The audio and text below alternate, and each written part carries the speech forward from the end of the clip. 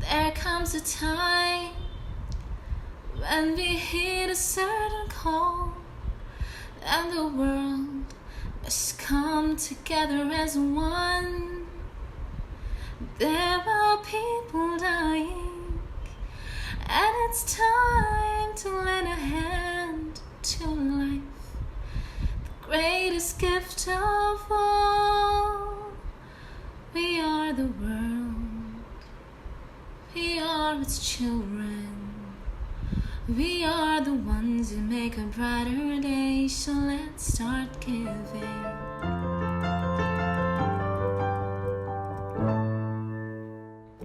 Hey everybody, this is Different Boat Same Storm, a podcast aimed at kindling empathy amidst the global pandemic. Today we're into another deep dive with Atharv this time. And our guest today is Ankita Misra. Now, Ankita, we go such a long way back. It's true. Was March 2018?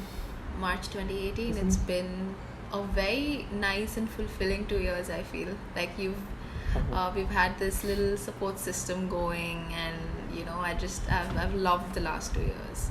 All thanks to, the confidence and, wanting to make social change even back then. I still very peculiarly remember the first time we met, which was in the home of our family, which is 843, room number 843, the JW Marriott Beijing. Yes. And it was such an awkward first meeting for me, because I was walking into a room of people who had no idea before, just because Anant, my roommate, said that he knows some people. And that's, given my general experiences in Beijing, that was scary as it is. But then I walked in, and the moment we hit things off, from then on it's been a very positive and homely dynamic. It definitely has, yes. Yeah. I would say that, I remember us hitting it off immediately because we were both from Bombay, and then everyone else just groaning that, oh my god, these Bombay people found each other again. But it wasn't about that. I think it was more about the similarity in attitude that we had. Yeah. And Mm-hmm. just the similar emotional values we had, and how just everyone was into Bohemian Rhapsody and everything. Like, it was just such a nice and positive week. And then looking back at it, I mean, we've come a long way. You started college, and I'm getting done with college. So it's just been so interesting. Mm-hmm. But and another thing that we also had in common was a general distaste for anybody from Jamnabai. Oh well, there's that. Oh yes, because we were just I don't know, we just weren't I would say superficial, I would say. And like we've met a lot of people who weren't, and we were just happy doing things for the sake of it and not for a school fest. Yeah. That's a good way to put it. Speaking of doing things, you've been up to a lot of things, and it's almost like I want to keep track, and I am keeping track, but it's come to a point where keeping track makes no sense because there's so much. And you're being too kind. I mean, it's also the truth though.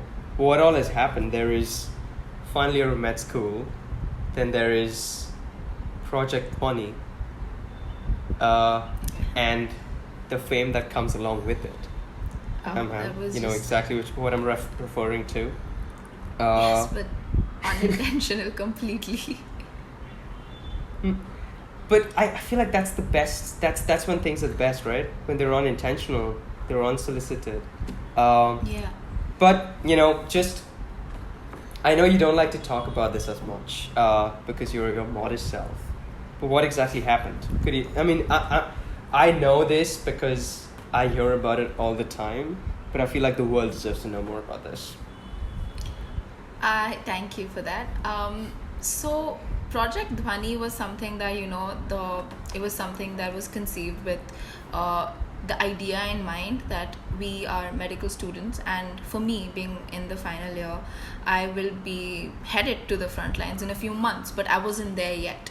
And I was sitting at home, and it was just Project Dhani was conceived a couple of maybe 10-12 days after my grandfather, who's such a big inspiration to me, passed away. And he was a revolutionary doctor ahead of his time, and the biggest strength that he had was that he used to just love giving back without asking for anything in return. And that is what I took away from him as an inspiration, and the kind of doctor I wanted to be. So I was sitting at home, and it was born, and everybody that was involved, it was conceived with the idea that we wanted to give back, and that we weren't able to give back at the capacity that we wished to. And that is how it all took off. And with the help of course Hriday, who headed this database, and he helped us get in touch with PP producers. After that, none of us know what happened. It was basically like, it was a musical campaign where we sang songs dedicated from one person to another. But after that, it was just the PP producers, and it took off, and then the media caught hold of it. And then I don't know how this happened, but someone I've looked up to my entire life. Like, I know that this is not the usual typical person people would talk about, but last month when the Girl Up conference was going on, the three people I needed to look up to, and I needed to attend, no matter what time it was, no matter the time difference, was Michelle Obama, Meghan Markle, and Priyanka Chopra. And Priyanka Chopra for me has been an inspiration because of how hard she works. It's not about just the movies. I mean, I love Barfi, and I love fashion, and those are movies that I've really adored and gotten inspired by. But it's just been her work ethic that she went from being number one in India to realizing that wasn't enough for her, and going for global domination, but not having it be selfish. It was just selfless, all of it, with the UNICEF, or with the current series that she's doing, small businesses, women inspirations, all of that was just a whirlwind. Like, I'm still pinching myself. It was 6 days ago, but I'm still pinching myself that she was so kind enough to share the project. And it absolutely, now looking back at it, six days later, I can thankfully say it was one of the best days of my life, because this is not something I had dreamt of that it would happen, but it led me to my biggest takeaway, which is whatever you do in life, no matter what you are trying to do, whether it's academic, whether it's related to your profession, just ensure that it's done with absolute commitment and selflessness. That is my biggest takeaway from all of this. Wow. Yeah, and I've always found your story about your grandfather, how that inspired you to do medicine so much, because it's, most people do things with their careers because it's either a lucrative job in terms of the money or in terms of the fame that comes with it. And one might think, when they hear you saying that you want to be a doctor, that's why you're doing it, but that's clearly not the reason why you're doing it. Yeah. And at the same time, though, it makes me wonder if you ever have that dilemma about whether you, or how do you dissociate yourself from the fame and the other benefits that come with it, and the work itself, and what brings you joy from that work, because it's tough. Yeah. Especially given the kind of job it is. I really like this particular question, because a lot of people think about it but they don't say it out loud. When it comes to, so for me, going back to the beginning of all of this, I have pictorial evidence for this. I was a year and a half old, and I used to be that kid who was not afraid of blood. I was a 1.5-year-old who was sitting in my granddad's nursing home with his stethoscope around my neck as patients used to come in and out. I used to be sitting in his chair and not let anyone else sit. I would really like to believe that I was born to do this. For me, and I don't mean to sound cocky or something, I just really believe that this was my purpose, that there was nothing else, that I have never envisioned myself as anything else but someone who is able to help people, and help people with science. I love to call myself, the terminology very well, passionately curious. I love to call myself that. I love to learn things. I love to immerse myself in the knowledge that I can gain about anything and everything.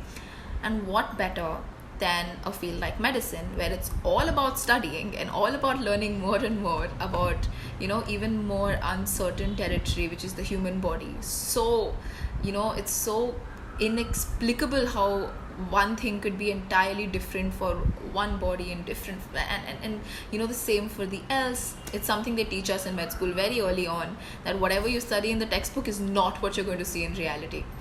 I found that extremely inspiring, that I could take that knowledge that I learned from that and then utilize it to help somebody.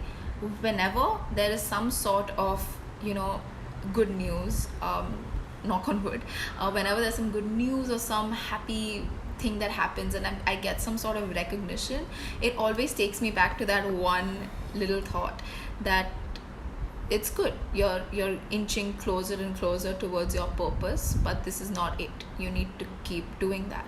And that is the instant thought that I have. I would like to credit my parents, because they've never raised me with the ideology that you should do things to be successful, or they never drilled it into my head, as a lot of Indian parents do, which is that you do things to be successful. You take medicine or engineering, you have to take either science or commerce, and arts is not an important field. My parents never let me do that. They never put me in a box. They always told me, you follow your passion, but don't ever do it for the idea of success. Do whatever makes you happy.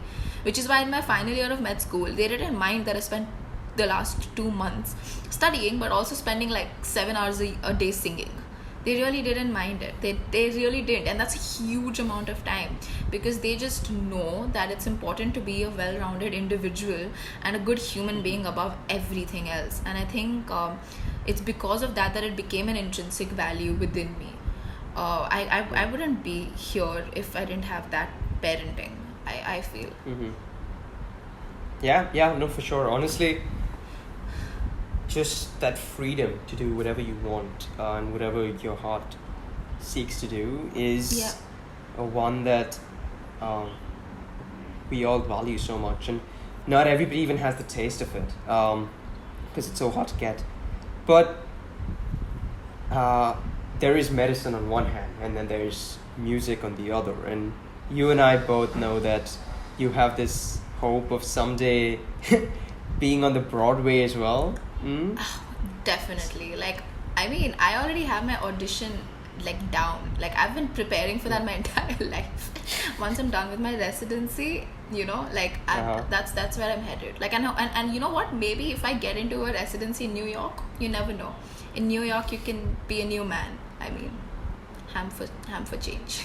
So yeah. I love theater. So I just, because I love how expressive it is. I've heard your Hamilton rant so many times, so I know how much you love theater. And it's not even just that. Even Les Miserables, or anything, any Funny Girl, I've just grown up really admiring that. And the funny thing is, I've studied theater, but the funny thing is, you don't even know why I went there. It's crazy. It's simply because I didn't want to take any of the other options my school gave me. That's how I ended up there. It was the funniest thing ever, because people were, taking other subjects because they were a little more scoring, etc. But then I was just not creative enough. Sorry, I might as well do something creative, and I went for it. Wow. It was just that. Yeah, I wanted to do something different. I find that very intriguing. because I feel like I've done things like that as well. And that's when you find the best thing, because when you go in with no expectations from yourself, more than anything, you end up doing so well, because you just enjoy it for the sake of enjoying it, or you don't, and then you walk out the door. Yeah, either way it's a win-win, right? It's an absolute win-win. Yeah. And then and I think that's how we should all be looking at life. But we just always want results out of everything. We want everything to have positive results, and unfortunately that it dissuades a lot of people from doing difficult things as well, from embarking upon specific journeys that they feel could benefit. A lot of people I know are just scared. A lot of people do not want to invest that time because they feel it won't have a positive result. And I think that personally I feel that's a very sad way to look at life, but it's a lot about how we're conditioned to look at life. Like you said, it's all about freedom. It's all about the freedom that you get, and it's all about what you do with that freedom. I personally believe every opportunity that we are given, we should be utilizing that to do something bigger than just us. That's such a profound thought, and it's such a wonderful coincidence that this is happening on Independence Day. Yes, I know. I'm so glad I was gonna tell you that we're talking about freedom, and it's a very important day for us. So yeah, it is. Everything that we do needs to be bigger than us, because if there's anything that the COVID-19 pandemic has taught me, and I'm sure it has taught a lot of people, but I really hope we take it away from that, is that we are all interconnected, but for so many years we have lived this life where our variables have just been so disconnected. We just all are in our own little bubbles, and the COVID-19 pandemic showed us that there was one one incident that happened in one country, and now the entire world is on pause because of it. Which is why, again, DBSS makes so much sense, right? It's all about how we need to rekindle what we've lost, the humanity of being a human being. And I really hope that people can take that away from all of this, because it's incredibly insane how one little domino created a domino effect impacting the entire world.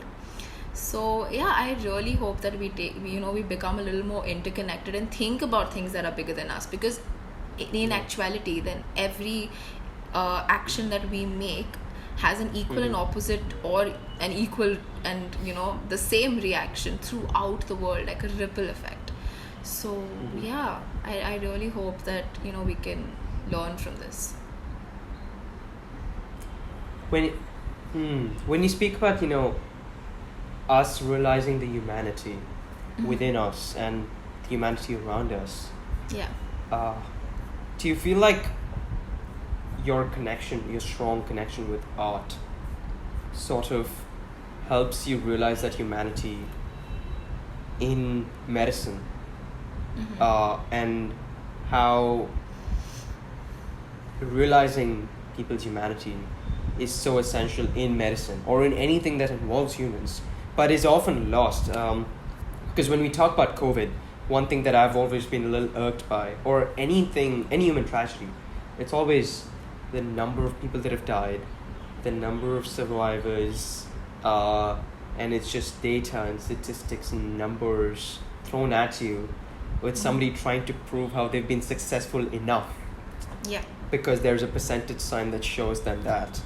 But do you feel like there's something more to that? Do you feel like art for you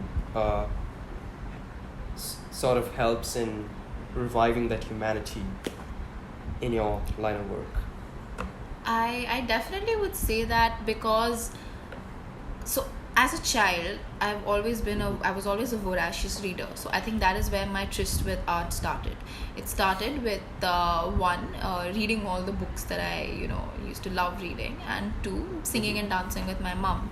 And it was then where, of course, I had I would actually break this down to, I would say, three things. Okay.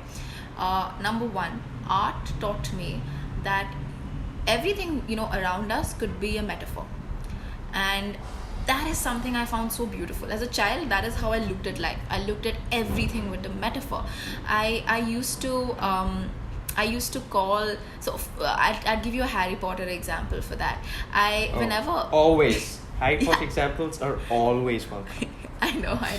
But like, it was so, when it comes to things like, a lot of us have, anxious triggers or stressful triggers. And for me, when I read about the Patronus, and, Professor Lupin saying that you should have, you should think of a happy memory, and then that can drive your fear away.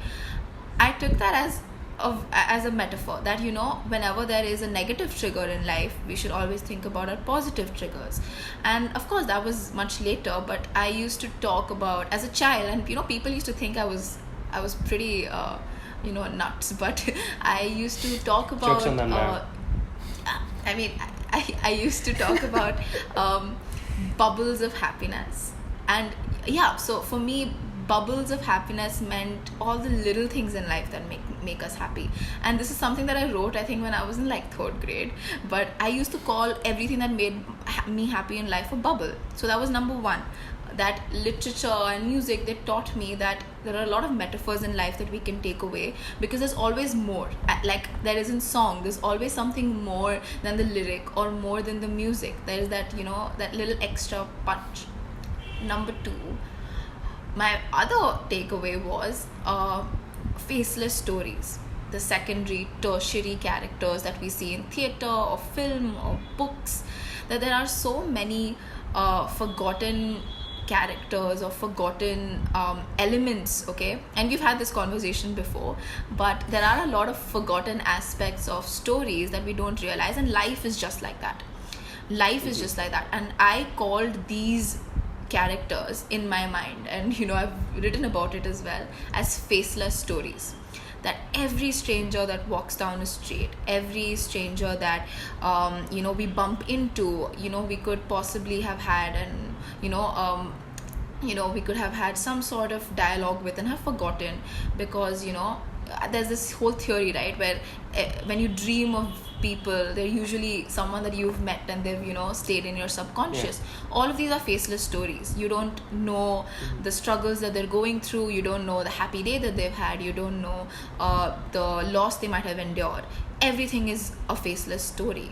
And then finally, number 3, and that is empathy, that you derive from the former 2. And I think that going into medicine, and you're absolutely right, for the majority part, and I've seen this in a lot of people, a patient is just a series of lab reports and a portfolio that they're just gonna skim through to come to a diagnosis with. For me, it was never about that. Even when I was collecting, data, like you talked about collecting data for my research papers, my most enduring thought looking back at that was talking to the people. And I was doing my research paper on mental health, and mental health, so again, it all came from taking those 3 aspects that I learned and I imbibed growing up, that I got inspired to write and do research about something that in India, and this was 2 years ago, had not been researched before, and which is very surprising. And that was the physiological impact of the psychological effects of mental health disorders.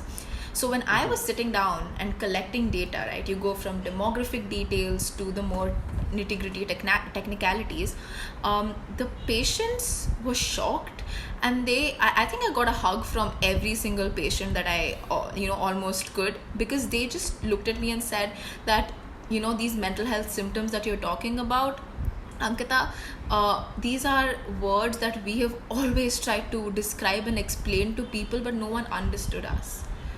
So, which is why it became so important for me to, embark on that journey of getting the research paper out there, and then 2, writing another that talked about the importance of the legislature of mental health. Because for me, that is how I look at patients, and that is how a lot of legendary doctors that I've looked up to have always said that a patient is a person.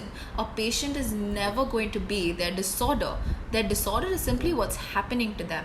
And you're right, art teaches you that, because art is something, and something I have in common with a lot of these teachers are, we all have the same favorite books, like Doctors by Eric Siegel or Cain and Abel by Jeffrey Archer. These are all books that we have learned all of these different lessons from, and they all preach the same thing, that you take this patient and you're just treating a person. You as a doctor, that is what your job is, to help the person, which is why medicine is not just about the diagnosis of a treatment. It is also about the symptomatic treatment, which is all the other ailments a person could be having, whether it's mental health or whether it's some physiological aspect of the same. Wow. Okay, so first of all, when you said bubbles of happiness, that is exactly bubbles of happiness is the most Ankita term that you've ever put up, and it's also exactly the nickname that I would give you if you would have one. Bubbles of happiness. Yeah, that just might be our episode's name, Bubbles of Happiness, and that's our episode. I would love it if it was that, because I think that sums me up. Like I'm perfectly happy being a character straight out of Looney Tunes. Like Lola Bunny and her little bows used to be my entire life when I was a little kid. But yeah, like that is how it should be. Like that is how we should look at life. There is so much negativity out there, and we as human beings, we always do have a lot of tough journeys to embark upon. But what we tend to forget is notice all the little flowers, the little butterflies that fly beside us, they're all helping us. The universe is far better an author than any one of us could ever hope to be. It wants what is best for us. It really does. And and it does that through all of these little bubbles that go unnoticed, because why? We let those bubbles go pop. But in actuality, they should be bubbles that should never go pop. We should never let them go pop, because they should be our little when you look at a bubble, it's maybe a soap bubble. It has the little colors of a rainbow because of physics, and you have the little thing. So there's something that I love to say, okay, and this is gonna sound extremely, I don't know what it's gonna sound like, but I hope you like it. One way to find out. One way to find out. But for me, a lot of people always ask me, how are you so optimistic, and why are you happy with being happy? Shouldn't you want to be like cynical or angry and everything? But for me, I always told them the same analogy, and I said that for me, emotions or feelings are like a prism, right? They're like a little prism. You have light coming in, white light, but then white light is comprised of all the colors of the rainbow, right? Similarly, as a human being, isn't it our duty, or isn't it just the fact of life, that we understand and feel every single emotion? Like, isn't that what it should be like when we are hit by a particular incident or something? It is just human to feel every single emotion that comes along, and that is what is going to make you special. You shouldn't run away from anything. You shouldn't run away from happiness. You shouldn't run away from sadness. And for me, I shall consider my life fulfilled when I've experienced every single emotion in that prism, in that little white light, in that rainbow, in that little bubble that can help me reflect upon all of this. So that's what life is about for me. That was a beautiful analogy, I have to say that. And this idea of embracing your emotions, and earlier you were speaking about when the patient is not a patient for a doctor. You're not treating the patient, you're treating the person. And that involves you, recognizing the humanity of the patient. Yeah. And empathizing with that humanity, and realizing that you are also human. And you can only do this when you embrace your own humanity. Yes. And you embrace these bubbles of happiness and all these emotions that are out there. And with you, clearly it seems like art has helped you embrace their emotions. But how do you find things to do to find that humanity within yourself, because that's hard, especially in these times. It's hard to come to terms with who you are as a person and everything that's contained inside of you. Yeah. So your thoughts on that? That's a nice question. I think the first thing that a person should do is they should just ask themselves how they feel about a particular situation, and if there's someone else that is going through a particular situation, ask what they would do in their shoes. Empathize. Everything comes down to empathy, and it is something that it's not as difficult to trigger within yourself to be able to empathize with somebody. And I'll tell you why. Art is for an artist, and this lockdown was testament to all of it, was that I realized that my art could be used to do something good, that it was not just for entertainment, right? So that was something I learned only because I just sat down and thought about the ailments of somebody else and what I could do to help them. And even if it was a difference that I made to 10 people, that would have been enough for me. As human beings, we are so, and this was, Neelam ma'am talked about this in the most perfect way in her episode. She said that we empathize for ourselves, right? And we empathize for, maybe our closest loved ones. But we really need to empathize with the world. And at this point, how do we do that sitting at home? It's as simple as just asking yourself, what would you do if you were in another person's situation, and how would you want someone to help you? It all comes down to, okay, how do you talk to somebody? It's the way you'd want someone to talk to you. It's the way you'd want somebody to be there for you, someone to help you. And if we put ourselves in everybody else's shoes, that is how it's going to pan out. We are all in the same storm, like DBSS preaches. We're all in the same voyage, and the only way out of this is if all the ships work together, all the boats work together. The ships might have more, they might have more lifeboats.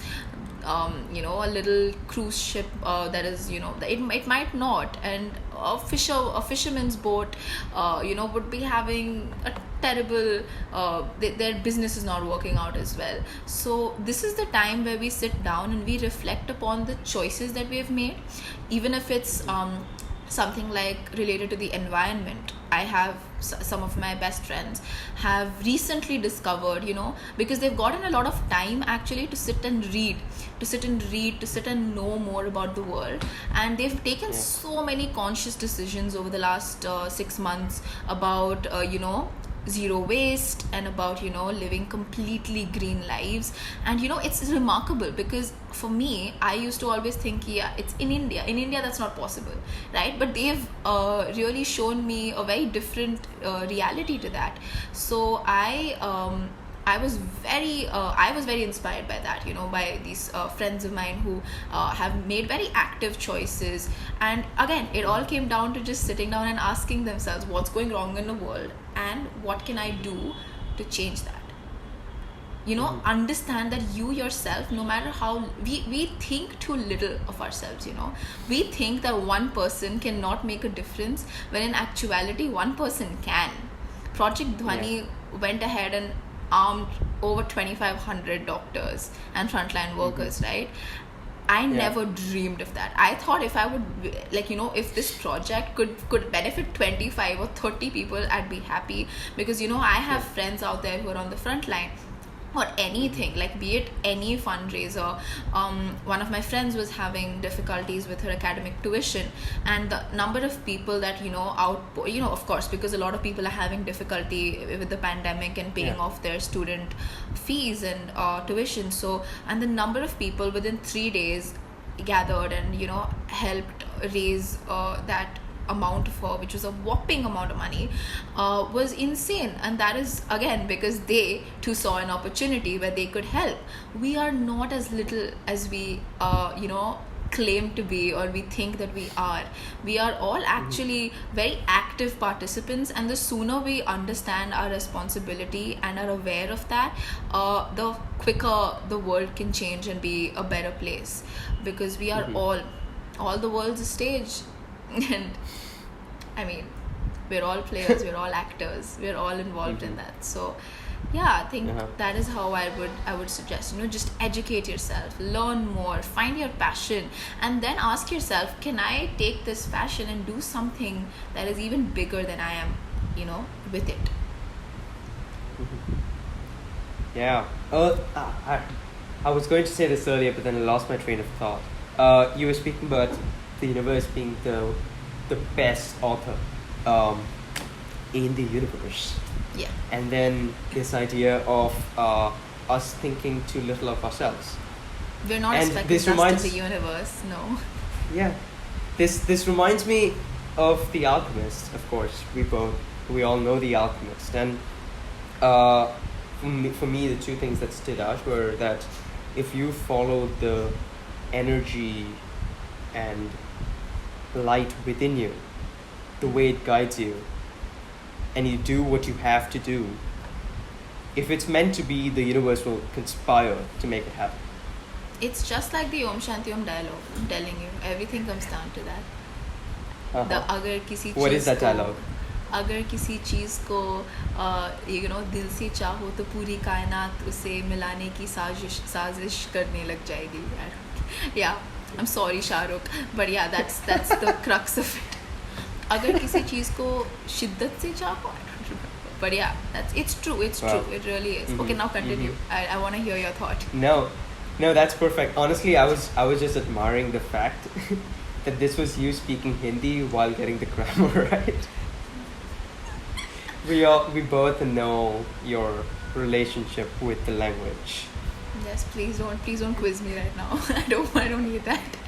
You know what, I'm gonna let you lose on this one, but yeah, you said it perfectly. And what better way of combining literature with classic Bollywood on a matter, which is that all we can do is do what our soul and our energy guides us to do, and just let the universe write the story that it always wanted to write. Yes. But we shouldn't shy away from playing our part, because all the world's a stage. Yes, that sums it up perfectly. Like, it really does. However, I would like to add a little bit, like a little part to that. Go for it. I think that the reason why it's so difficult for people to accept that light within them is because, and everyone has a dark side. All of us have flaws. All of us have, things that we've done or said that we aren't proud of. But it is only when we can embrace that darkness that we can let the light shine through. We have to sometimes be the Joker to our Batman. We sometimes have to accept that dark side. We have to, and that is, again, it's something that arts taught me, that there is no concept of a hero or a protagonist and an antagonist. We are all we're all all different shades of gray, and we're all different shades of, and it's just about what we do with it, right? All of us have different purposes. We just don't we sometimes let either our dark side cloud our judgments of the light, or we let our light shine so much that we let it cloud the dark, and that is what doesn't let us stay grounded.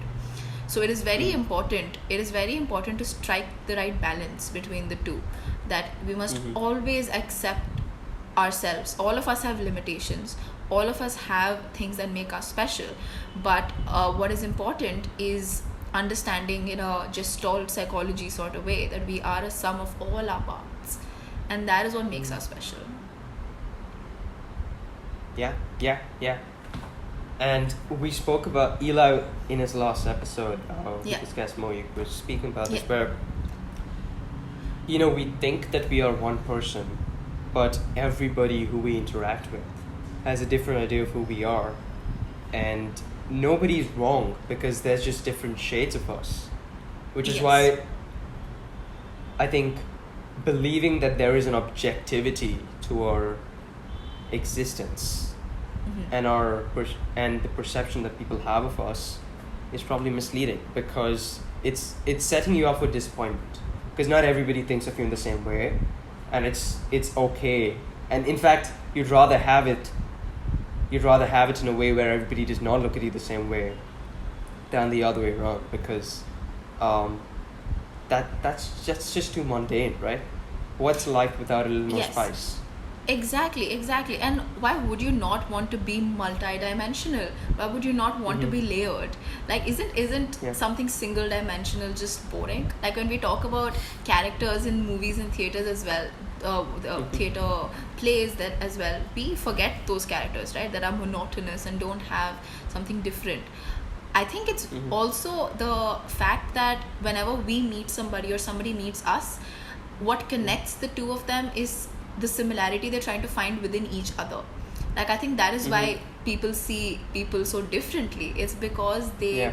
try to find little parts of themselves as well in that person, and either it could be what a similar aspect between the two, or it could be something that's entirely different. And so I think it's very important that we understand that, one, we are a sum of all our experiences, the people we've met, the things that have happened to us, the lessons we've learned, but that when we meet somebody, that is how they're looking at us as well. We too are an experience to them.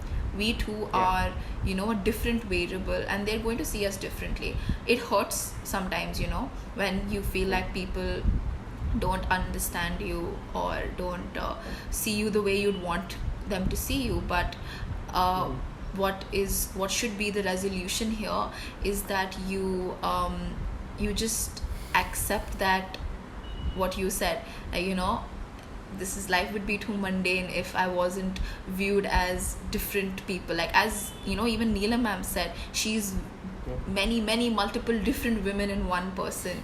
So that is how all of us are. There's one part of you that that adores swimming, but then there's another part of you that loves learning art history. We shouldn't put ourselves in boxes. We box ourselves and compartmentalize our characters, when in actuality that shouldn't be it. A lot of people ask me, like, how are you a medical student, and why do you have, so many other avenues and hobbies and creative outlets? Why would you want to do that? Why would you want to jeopardize your career? And I just don't, I don't understand it. Like, Jeopardize your career, that's a tad bit harsh. Not kidding. They assume you should be studying 18 hours a day and not be doing anything else. Yeah. It's okay. It's fine. That's just a fraction of people. That's a wonderful way to reconcile the different aspects of you, in that there is no reconciliation insofar as you cannot just assume that they all fall flat and one reigns supreme and the others are just complementary characters. They're all playing their own part, and in your life they're all just different stages. Maybe stages is not, they're all just different characters, and your life is the stage, and everybody comes in at different times, and that's okay. Yeah, exactly. Like, again, and all these different characters come in different boats, but you're all living the same storm of life. I'm loving these plugs. Yeah, it just happened. Disclaimer, she did not get paid for this. Yeah, I didn't. It's just, okay, no, I'll tell you one thing, okay? Now, I'm gonna give you guys this. I don't know who came up with your name, but it is the one analogy I've been using for empathy now with everybody. Like, with everybody. There's this one podcast, and they've summed up empathy perfectly. It's so succinct, and it's so perfect in that. So, like, it's hard not to be able to make that an analogy. It's really hard. And like I told you, I love metaphors. So for me, that is a very, very important thing in life. My blog is called Thought Jukebox. For that very reason, I love metaphors. And I feel like everything in my mind is like, it's musical. And, I could break out into song, even if it's something philosophical. So Thought Jukebox. So I love metaphors. So I love the idea of the whole DBSS theme. Too kind. By the way, it wasn't as fancy a brainstorming session as you think it was. It was just us being frustrated with everything that we had. And then somebody came up with this. I think Abhay heard this on a hockey podcast. Okay. And he was like, this could be used. And that's when we went with it. So I wish it was as fancy as it seems like it was. but it was really just us at a very odd time of the night doing things that we weren't supposed to do at that time of the night. And that then is this came the about to best be. way, that is the best way to come Mhm. up with something, because you start discovering a lot of you have, again, you came up with something and that was from your end, but what everyone else Yeah. perceived is Yeah. different. It's layered, and that's what makes it so Uh-huh. cool and so different. I love Yeah. life. I just love it. And that's again a wonderful way to live life by loving life, the ups and the downs and everything with it. And Yeah. one thing that I've personally been kind of just coming to terms with or thinking a lot about is how everything that we do to some extent is putting on a show. This podcast, social media, our Yeah. resume, LinkedIn, We show the the clothes best that we wear. versions of ourselves. Yes. Yeah, it all just the seems fact that so. I changed out of my jammies for this. Yes, thank you, Atharv. Yeah. Yeah. It's everything. Like, for example, this is my AirPods case. It didn't have to be this, but it is this because it looks good. And I we're have somebody, a obsessed friend with of mine just. has a little pokeball. Has a little. Oh, man. I'm not kidding. I know, it's like the That's ultimate beautiful. AirPod case, I think. But yeah, like, That's I love beautiful. it. Everything is performative, and as an artist, you are performing, but at the same time, you want to be authentic. And as a doctor, to some extent, you are performing. You're putting on a show, because you're accountable if you don't. Yes. But how do you remain authentic when you're putting on a show? Or are you even putting on a show? That's my question, first of all. For me, nah, I'm not putting on a show. For me, I feel like my best character is just me stepping forward and being me. I love, just even if people don't like it or people are not okay with, just how delicately optimistic I am, which is a very loose term. I'm very, very optimistic. Just no, but just being yourself, because life, at every point of life, there's going to be a bunch of litmus tests, right? That are gonna show you the different kind of people that will come and support you. And for me, touch wood, I've had an incredible support system in my friends, in my childhood friends, in my friends from Bombay, and in my 843 family. So I have realized that the only way you need to live life is to live life with your heart on your sleeve, without any masks, no matter what Thespis said, and with just every part of yourself, there for the world to see. Because you know what, when you do that, you also let people come out of their shells and come out of their shadows and be their authentic selves with you. It's a lot about, and for me, there's this beautiful quote by Amelia Earhart, who's someone I've admired for a very long time, and she says that there's more to life than being a passenger. So if you're the driver of your own wheel, why would you want to be someone else? Why would you not want to be seen for who you are? You're right. There are moments where we all perform. There are moments when, say, I'm going up to a conference and I'm supposed to present a presentation or something. Then there are moments when there are 3,000 people in the audience where anyone will be nervous, right? And your legs could be shaking. That is a moment where you perform. For a brief moment, you gather the little confidence and just think in your head that what, I Michelle Obama can speak that way. I'm gonna speak that way. Even then, I only let that be like a push for me till I start off. After that, I let myself take over the reins, because again, like I said, why would you want to drive your life as anybody else but you? And it's a very important thought. It's a very important thing for all of us to do, because social media makes us put such fake versions of ourselves, that is just perennially happy, perennially on vacation, always in the best dresses, always, having the most gala time. That's not how life is. There are also a lot of stressful, anxious situations in life, and if we are letting just our friends see it or our family see it, that's not enough. We should let the world see it, because that is how the rest of the citizens of the world will realize that it's okay to be that as well. If we don't do it, then we can't expect the world to do it. We can't expect the world to be a safe space for us to be ourselves. So if it starts with me, it'll start with someone else, and it starts with someone else, and then again, we're all interconnected. We're all part of a gargantuan domino effect. So yeah, that's my 2 cents. I'm sure I can tell you that it's worth more than 2 cents, if that says if that's saying anything. But that's a noble thought. Wearing your heart on your sleeve and not worrying about any kind of scratch marks or any other indentations. But and this is not me. This is possibly a persona of me asking this question, because I have to ask. Do you ever feel vulnerable? Do you ever feel like you're showing too much?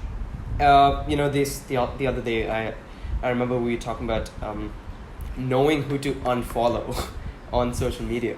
Oh my god! And in these situations, do you feel like sometimes you don't want to show everything that you have to offer to everybody, because you just don't want to, or they don't deserve to, or something like that? And how do you deal with that? I go back to asking myself one question, and that always helps me resolve whatever I'm feeling, and that is, I've had different experiences and so have they. So whatever perceptions a person's going to have about what anybody is doing, whether it's a success or a failure, is going to come down to the kind of life they've had. Whether I feel like it's important to filter things out, yes, because especially right now, when there's a lot of time in a lot of people's hands, and it has been a terrible year. Like, I don't think I've met anybody who's gone ahead and told me that they've had some monumental moments this year and they would like to remember this year. I've not met anybody. It's affected the smallest little ant to the greatest people alive right now. Everybody, like Michelle Obama talked about having low grade depression because of the pandemic, and in her podcast last week, and it obviously shook everybody up, but again, she chose to share it, and she said I would not make further comment, and that's obviously because she wanted to keep it personal and to her near and dear. For us as well, it's important to do that, because I'm a strong believer in good energy. The secret law of attraction. I really believe in that. I really believe in positive, thought, positive action. And for me, if I'm not surrounded by that, I also do feel like, I am not, I don't, I because I wear my heart on my sleeve, it doesn't, it's something that, doesn't, bear well with me.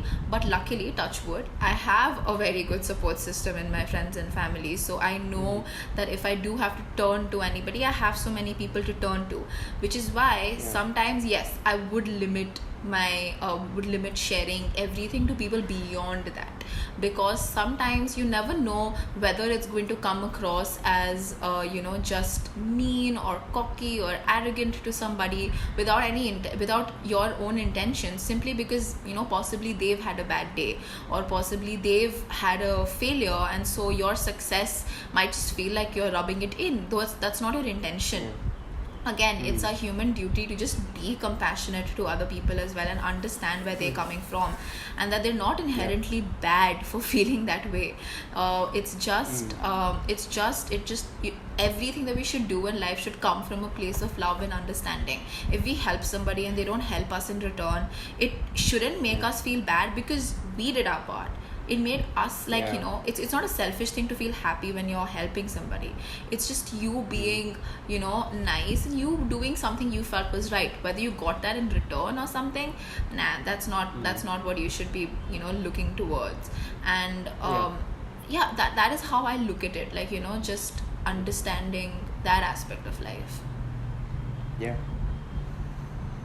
Yeah. From what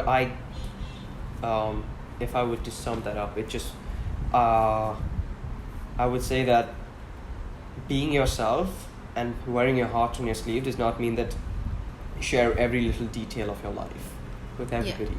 But it just means that whatever you put out there, it is as authentic as it could possibly be. Definitely. Like, if you're doing something with noble intentions, you shouldn't let anyone or anything ever tear you down. You really shouldn't. You should be proud of everything that you do, and you should allow yourself to celebrate that. A lot of us do face with imposter syndrome. Like, like we face with the best part is, like, for me, like, what I do is, like, I just sit down and ask myself, or I talk to my loved ones. I sit down and ask myself whether I deserved it and whether it was worth the hard work that I put in, and usually the answer is yes, and that there were no other variables involved. That what, you deserve that pat on the shoulder, like, that you give yourself.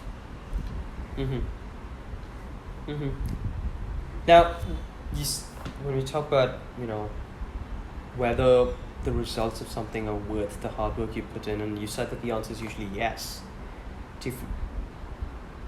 What do you do when the answer is no? And has the answer ever been no for you?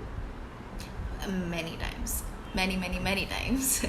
But for me, like, I'm not kidding, like, all of this has just come from my experience as well, and it's going to be different for anything. I was just speaking in the context of success, in that aspect, that if there is if somebody is trying to tear down a success that you've had, then you just ask yourself, and you're riddled with self-doubt, that you ask yourself whether you were deserving of it in that context. So many times. And you know what, a majority of times success will only come after aeons of failure is what's going to make a person know how to go the right way. Like, I mean, everyone said it. Robin Williams used to say it a lot before he lost his really long battle with mental health. And I have always tried to learn from it. I've had so many failures with in the sense, I feel like I failed myself, and I was I didn't do as well in my in certain exams or anything. All of it has definitely led to self-doubt, but for me, I've always let it limit myself only to a few days, because for me, the next thing that I've done, and it's something my uncle, my friends have always pushed me to do, is instantly go on to, like, make the best out of the next thing that's on its way. And that is the only way. Like, the graph should always be upwards. Like, it should always be an upward slope, no matter what you do in life. There will be so many ups and downs, but make sure that even if you fall down 7 times, you get up 8. Like, no matter what happens, like, you just ensure you do that. So I think that is what I take it as, life. Like, you fall down 7 times and you get up 8. Yeah, and I guess till then the balance falls in your favor, you come out on top. Yeah, exactly. That is just, it's hard work, it's resilience, it's being positive, it's being emotionally strong, always finding the right balance between emotion and logic, giving your heart as much credit as you give your brain, because it is your heart that takes care of your mind, and it is your mind that gives you the strength to go forwards. So you need both your brain and your mind to be working well. So it's all of those little things that come together, and just a lot of resilience that brings you on top. Yeah, for sure, absolutely. And especially in these times, and even generally, things don't go our way, and I think this year so far has very much been, like you said before, things haven't gone our way. But since we were speaking about failure and success before, what even is failure? Do you feel like the definition of failure has changed for you in these times? And if not, why? How? I'm very intrigued by this, because I personally am very fascinated by how everybody has a very different way of understanding failure. And that very much guides how you look at life, and how you engage with it. So what's your failure look like? What's your failure? The pandemic has definitely shown us that the term extraordinary can also have a very negative connotation. I'm going to start with that. Oh man, yeah. Lot of Like, examples. it really has. Like, it's just been so extraordinary. And one of the biggest takeaways for me was that it taught me to not be as hard on myself as I have been before.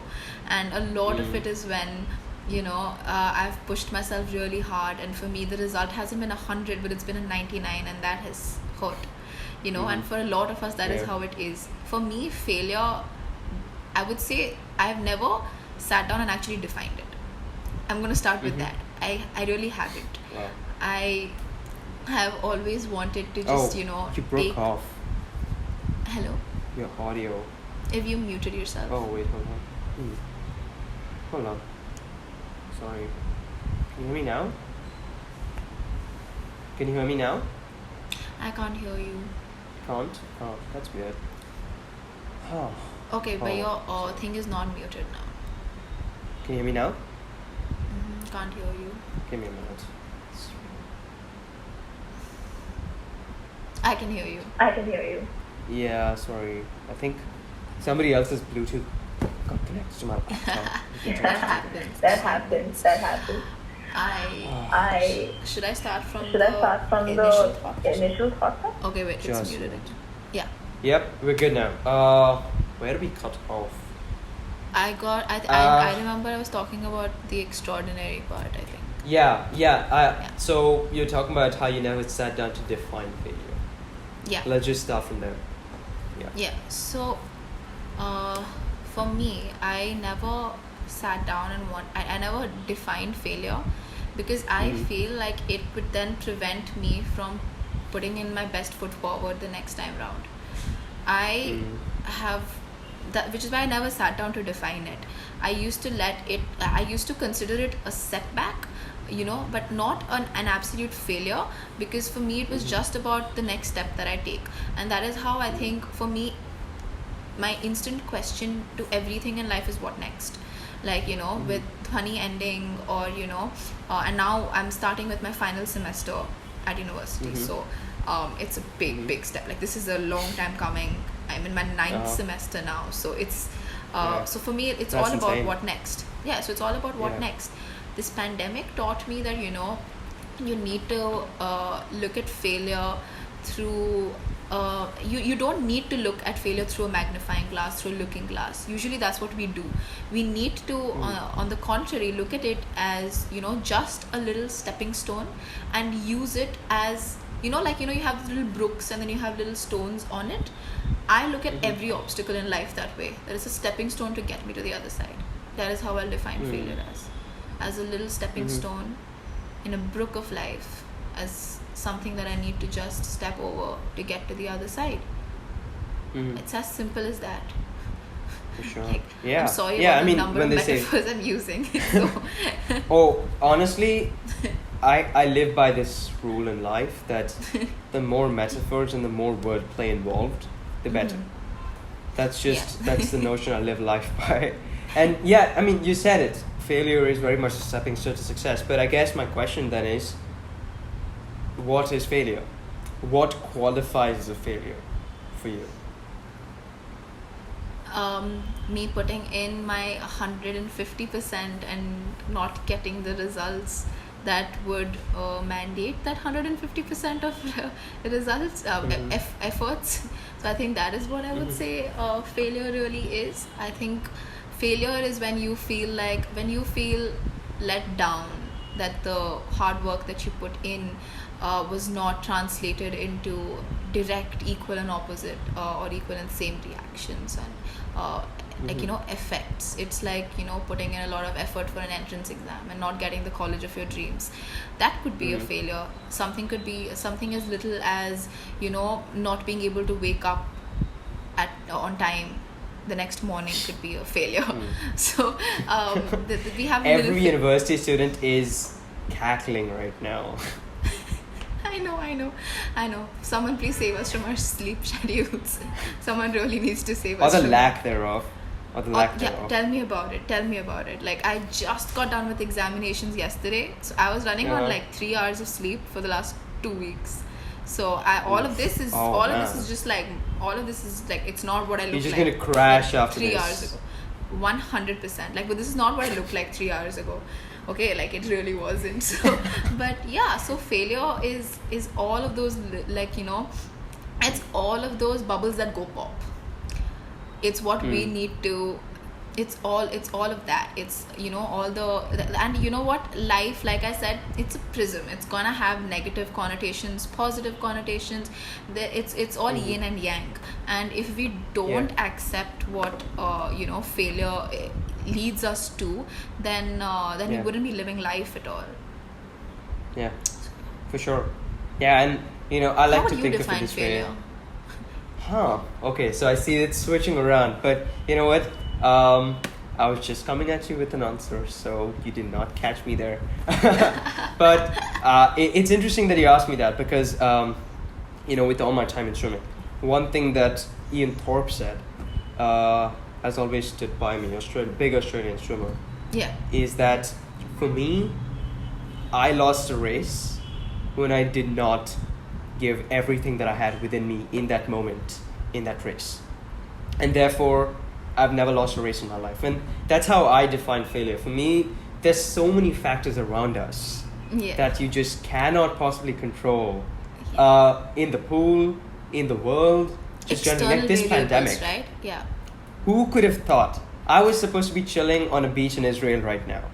But here I am, sitting at my home, not having left my residential complex in 4.5 or 5 months now. Same. But that it's external factors that I could not possibly control. But it's not a failure because in this moment, I'm trying to do everything that I can with everything that I have.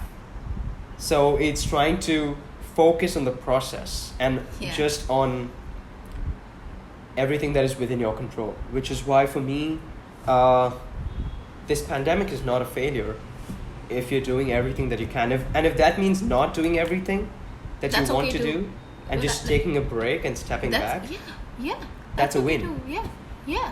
No, that actually says exactly what I was trying to, you know, like get at, that, you know, you just always do your best. Like if you put your best, that's why that's why I told you, like I just looked at every failure as a little stepping stone to get to the other side, because that's what life should be about.